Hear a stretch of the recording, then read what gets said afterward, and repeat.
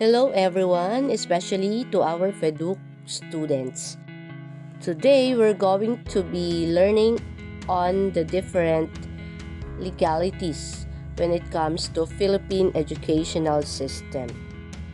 What we're going to present here are the different legal bases as well as different laws, DepEd orders, and ordinances related to the present educational system and its practices. So you're going to cite the different laws and also discuss it afterwards.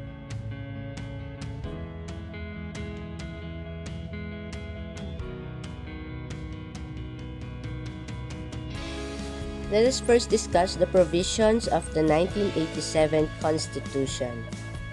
In the Section 1, Article 14 of the 1987 Constitution, the state shall protect and promote the right of all citizens to quality education at all levels and shall take appropriate steps to make such education accessible to all.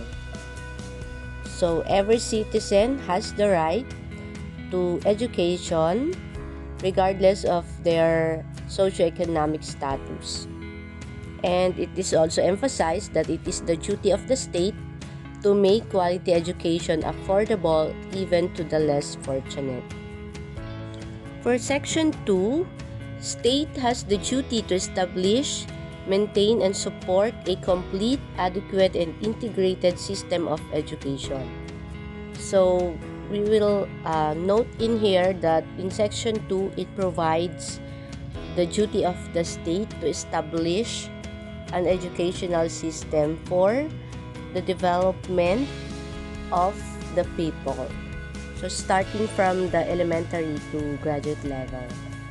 Also in Section 2, we can read the mandate of the state to maintain a free public education in elementary and high school.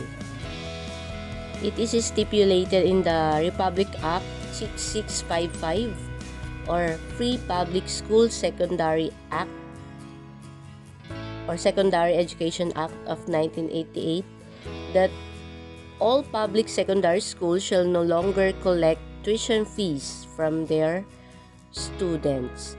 So now they are nationalized and there are no more barangay high school, municipal high school, provincial high schools. So most of our schools today are having the names of a national high school. Also, the Section 2 reiterate the program of the government in line with the scholarship program and student loan programs. We have here the Selected Ethnic Groups Educational Assistance Program, the Study Now Pay Later Plan, State Scholarship for Science, Arts, and Letters, and the Private Education Student Financial Assistance Program. So by virtue of RA 6728, it has provided financial assistance to students and teachers in the private sector since 1989. So aside from that, the Constitution also offers non-formal, informal, indigenous learning, special education, adult education, and we have the optional religious instruction.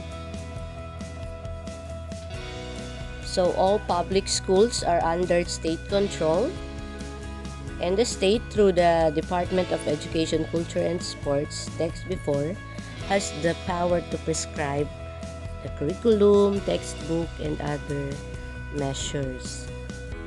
The Section 4 states that no educational institution shall be based exclusively for aliens, and no group of aliens shall comprise more than 1/3 of the enrollment of any school. Aliens, they are the foreign students. Also, the tax exemptions in Article 14, Section 4. All assets that are exclusively used for educational purposes shall be exempt from taxes and duties. We also have the academic freedom in Section 5 that shall be enjoyed in all institutions of higher learning or at the tertiary level. Also, we have the right of citizens to a profession. Profession means a course of study subject to fair, reasonable and equitable admission and academic requirements. Also, the right of teachers to professional growth. The state is mandated by the Constitution to enhance the right of teachers to academic advancement. And that extensive and comprehensive pre-service and in-service training, as well as other incentives and emoluments, are further explained in Republic Act 4670. In Section 5, it is also mandated that the state shall assign the highest budgetary allocation to education. So the purpose is to attract and retain its rightful share of best available talents through adequate remuneration and other means of job satisfaction and fulfillment. But I'm not sure if that is still applicable today, that the salary of teachers are really adequate and enough, that some of the teachers are going abroad to teach to get a higher salary. That is why there are proposals in the Congress to increase the salary of teachers. So I hope that will be approved in the future. But one thing for sure now is that there is an increase in the allowance of teachers from 1,500 to 5,000. And then it was also increased during the term of President Aquino Noynoy. If you're familiar with the SSL or the Salary Standardization Law, wherein there are 4 tranches of salary increase in the government employees. So next year would be the 3rd tranche of salary increase.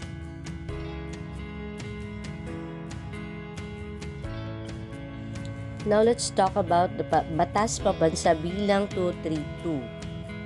So it focuses on the establishment of the integrated system of education as well as its maintenance. So it also laid down the rights of parents and children, as well as the rights of teaching or academic staff, the right of all school personnel.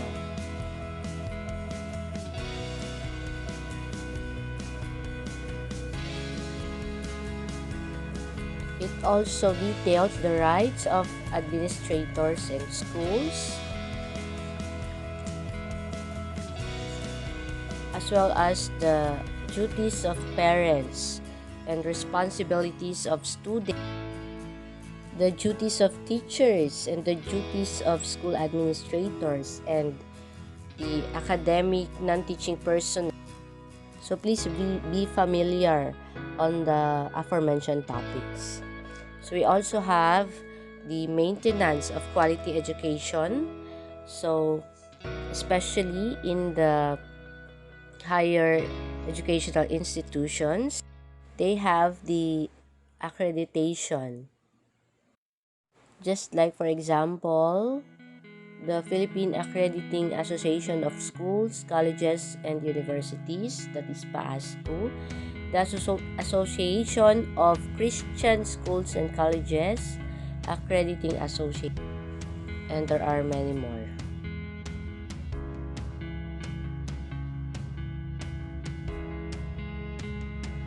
We have now the other legal basis. We have this Act number 74. It contains the establishment of Department of Public Instruction, headed by General Superintendent. Also, the division of archipelago into school division. The use of English as medium of instruction, optional religious instruction in all public schools, and the establishment of trade schools in Manila,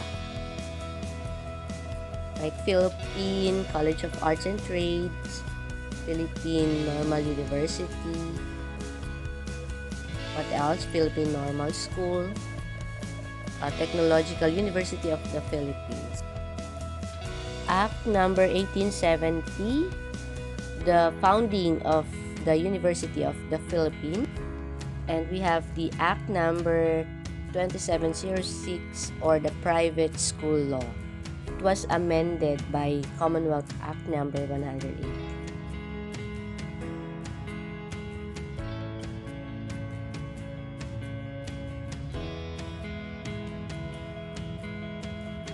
We also have Commonwealth Act number 1. It is known as National Defense Act. So where preparatory military training shall begin with youth in elementary grade school at age 10 years.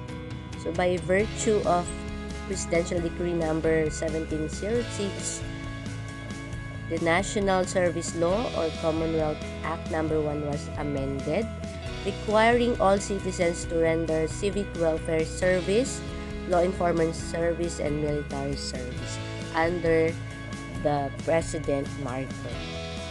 So the Commonwealth Act number 80 created the Office of Adult Education on October 26, 1936 to give vocational and citizenship training to adult citizens of the country to eliminate illiteracy. Commonwealth Act number 578.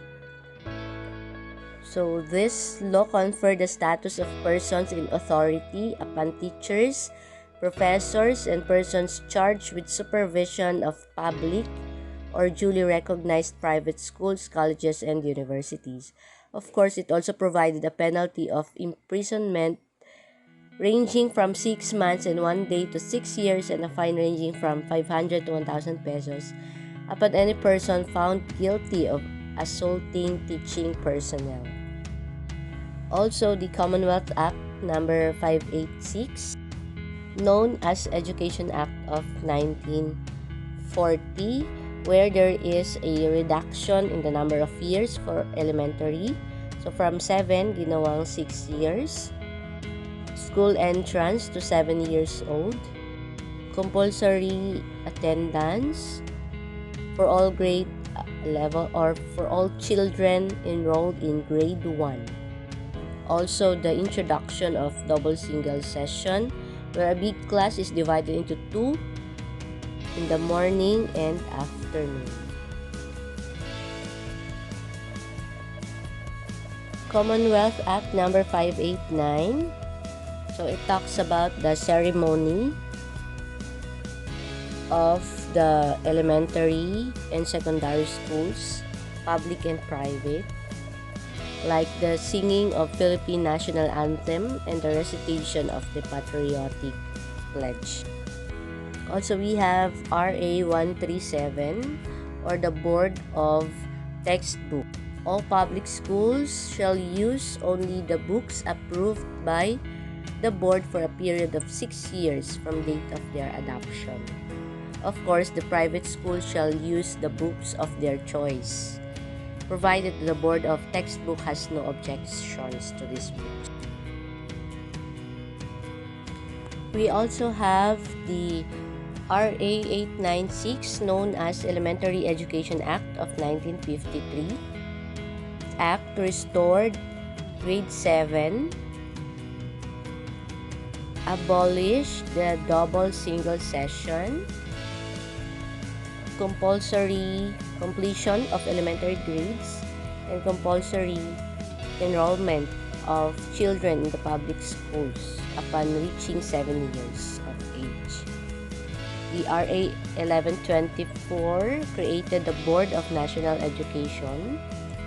So they are tasked to formulate general education policies and direct the educational interest of the nations. It was later renamed National Board of Education through PD number 1.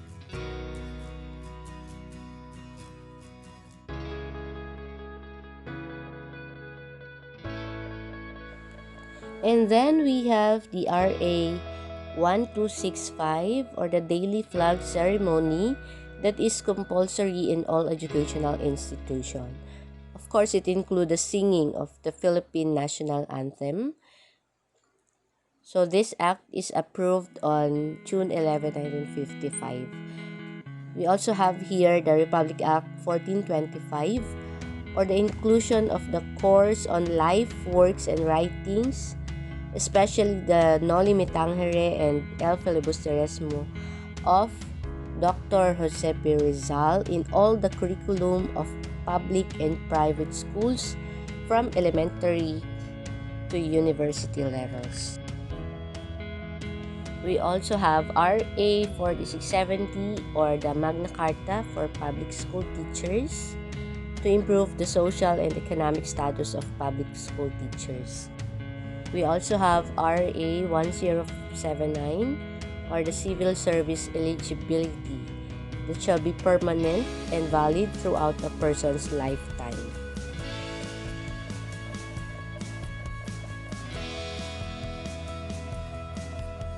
Then we have the RA 6655, or the Free Public Secondary Education Act of 1988,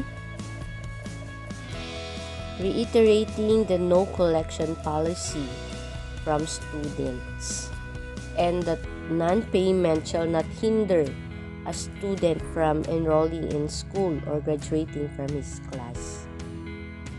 RA 6728, this is an act providing government assistance to students and teachers in private education.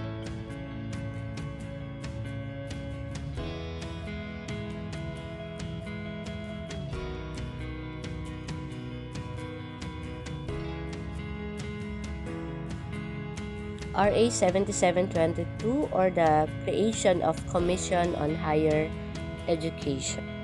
We also have RA 7743, the establishment of public libraries and reading centers in every barangay.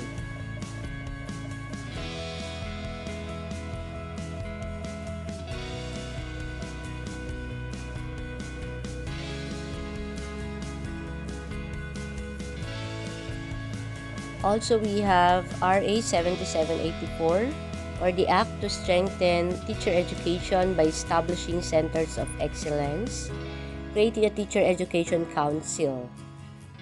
That is why in some colleges, there are, for example, a College of Teacher Education and the like.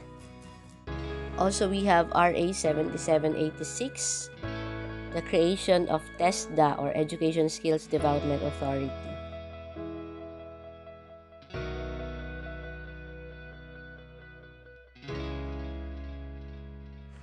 Then we have here the RA 7836, or the Philippine Teachers Professionalization Act of 1994. It was the basis of the Professional Board Examination for Teachers, or PBET. Now we have the existing licensure examination for teachers, or LET. RA 7877, or the Anti-Sexual Harassment Act of 1995. This is for the protection of the employee or the applicants, because previously there were claims of sexual harassment or sexual favor in exchange of a permanent item in various agencies.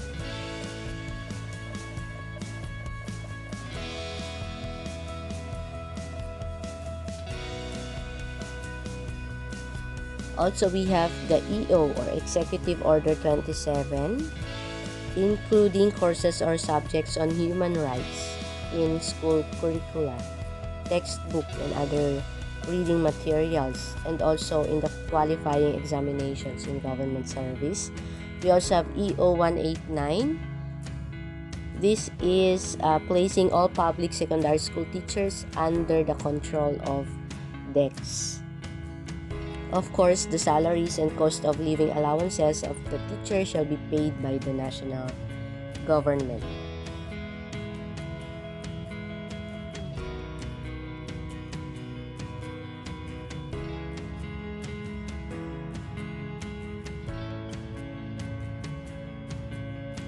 Now we have Presidential Decree 6-A, or the Educational Development Decree of 1972.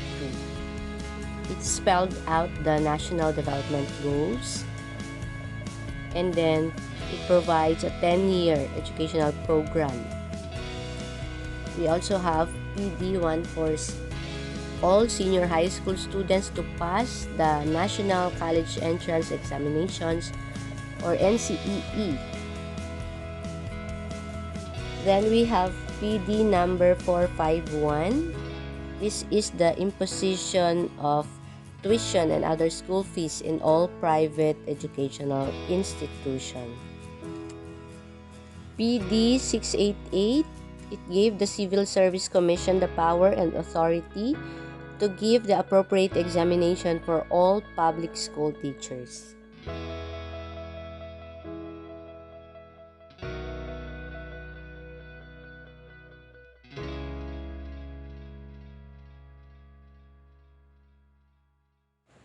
PD 907, it grants the civil service eligibility to honor graduates such as summa cum laude, magna cum laude, and cum laude of a minimum of 4 years study in schools, colleges, and universities. PD 1006, all teachers were required to pass the PBET before they can be allowed to teach. PD 1139, it created the position of Undersecretary for Non-Formal Education. We also have Department Order Number 1, Series of 1973, the use of locally published textbooks of Filipino authorship in all levels of education.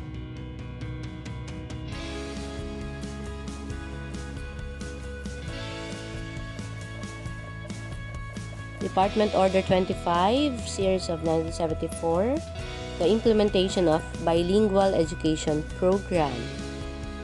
And then we have MEC Order 22, Series of 1978.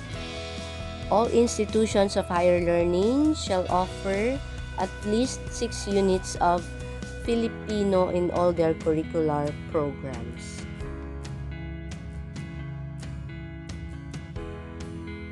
MEC Order Number 34, Series 1980. Those who will impede, obstruct, prevent, defeat the right and obligation of a teacher or professor to teach his or her subject, or the right of a student to attend his or her classes shall be subject to disciplinary actions. And the teacher here has the power to refuse to admit a student for any reasonable cause, such as misbehavior or absences without justification. MEC Order 57, Series of 1981, rights of all students in all institutions of higher learning to participate or join organizations and publication.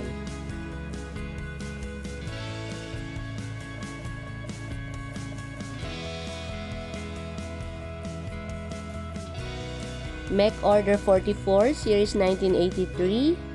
This is the revised procedure for determining honor pupils in the elementary grades. And for DEX Order 49, Series 1992, the selection of honor students in secondary schools. We have the valedictorian, salutatorian, and honorable mention. Provided that he or she has no grade lower than 80 in any subject during 3rd and 4th year.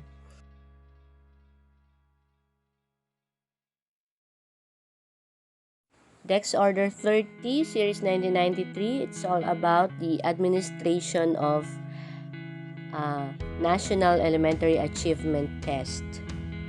And Dex Order 38, Series 1994, it's National Secondary Assessment Test Administration. Of course, it's for the secondary students.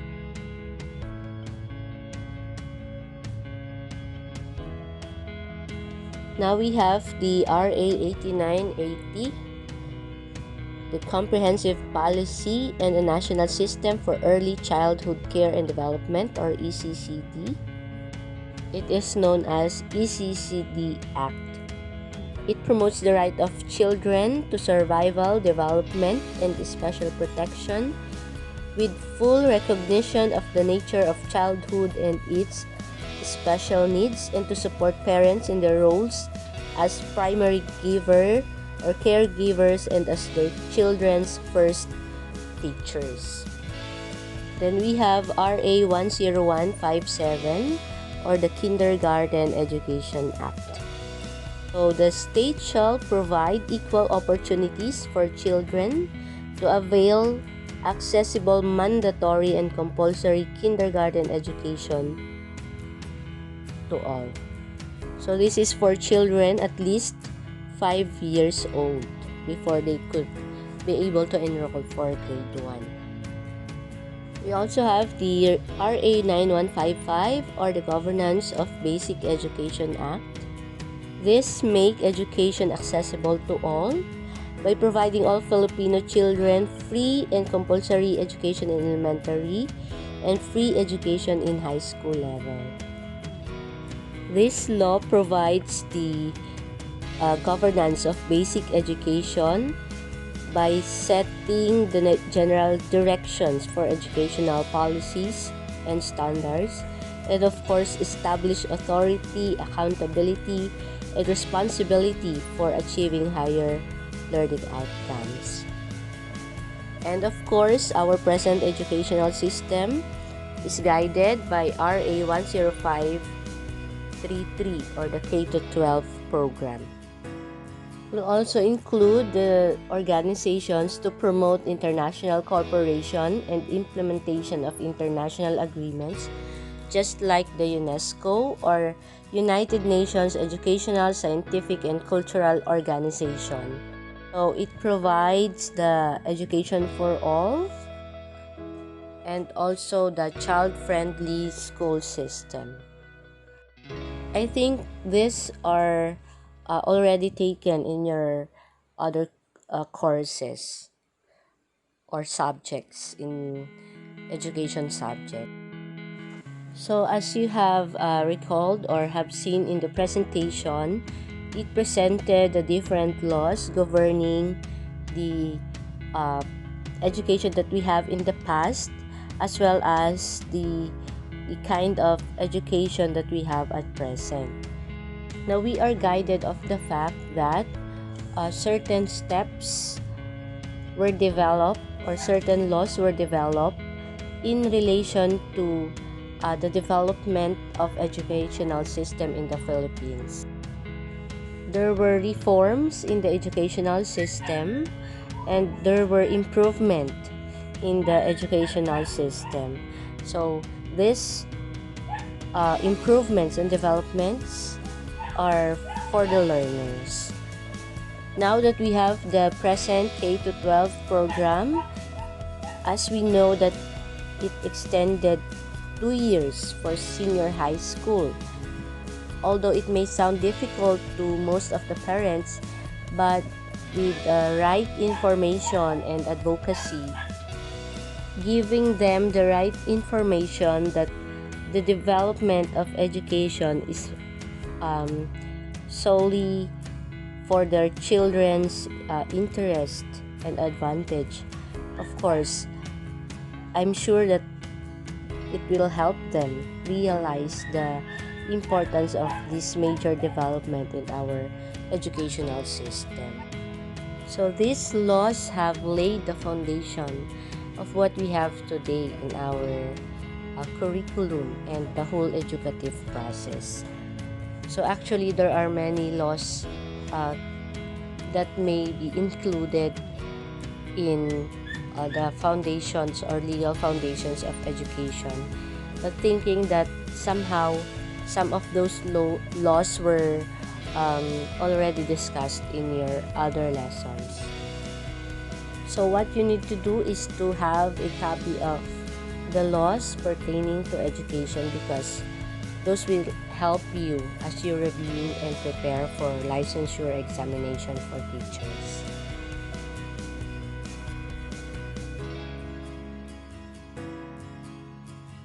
So for your group activity, you have to come up with a talk show presentation to discuss the different educational laws. So you have to create your own script and show based on your creativity.